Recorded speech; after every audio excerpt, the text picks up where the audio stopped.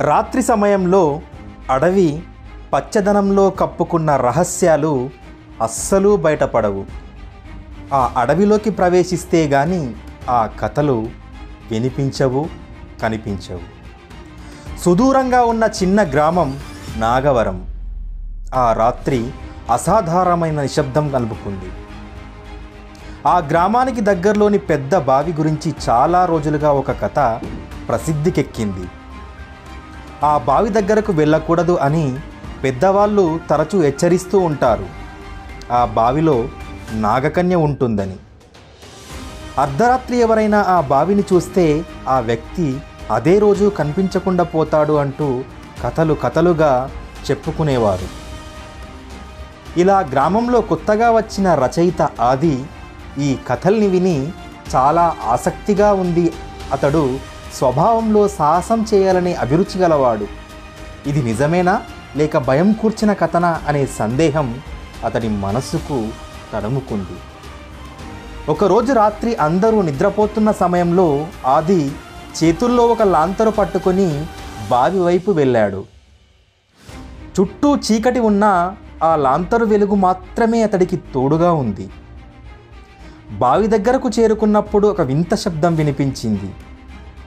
అది మనిషి గొంతులా అనిపించలేదు. ఆది భయపడలేదు. బావి దగ్గరకు వెళ్ళినప్పుడు బావి లోపలి నుండి వెచ్చని గాలి బయటకు వీస్తున్నట్లు అతనికి అనిపించింది. బావి లోపలి నుండి కొంచెం కదలిక వినిపించింది. ఆది లాంతరును బావి లోపలికి దింపగా అతని కళ్ళ ముందుకు ఒక గాఢమైన రూపం ప్రత్యక్షమైంది. మనిషి తలపోలిన సర్పంలా కనిపించింది.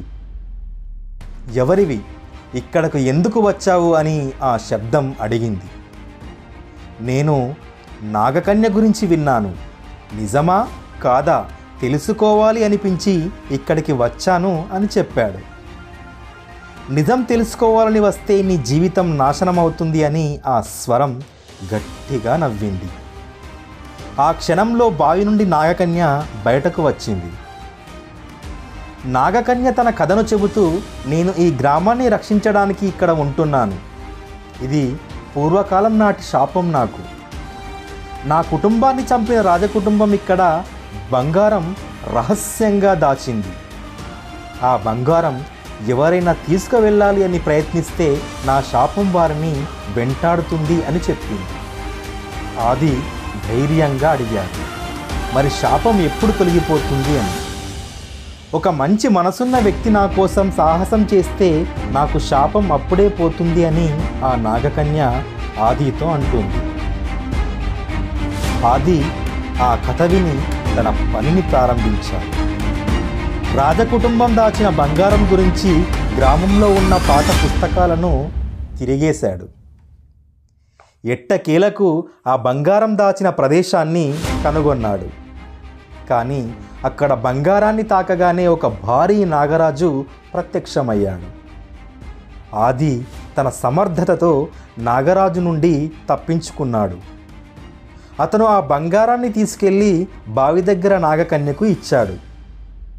ఆ క్షణంలో ఆమె రూపం మార్చుకుంది. ఆమె శాపం తొలగి మానవ రూపంలోకి మారింది. నాగకన్య ఆ కృతజ్ఞతతో ఆదికి ఆశీర్వాదమిచ్చి కనుమరుగైంది. అది ఆ రోజు ఆది జీవితంలో జరిగిన సంఘటనను కథగా రాసుకున్నాడు. నాగవరం గ్రామం పునరుద్ధరించబడింది. వీడియో నచ్చితే లైక్ చేయండి, మన ఛానల్ సబ్స్క్రైబ్ చేసుకొని మన ఛానల్కి సపోర్ట్గా ఉండండి. మరో మంచి కథతో నేను ముందుంటాను. అంతవరకు జై హింద్.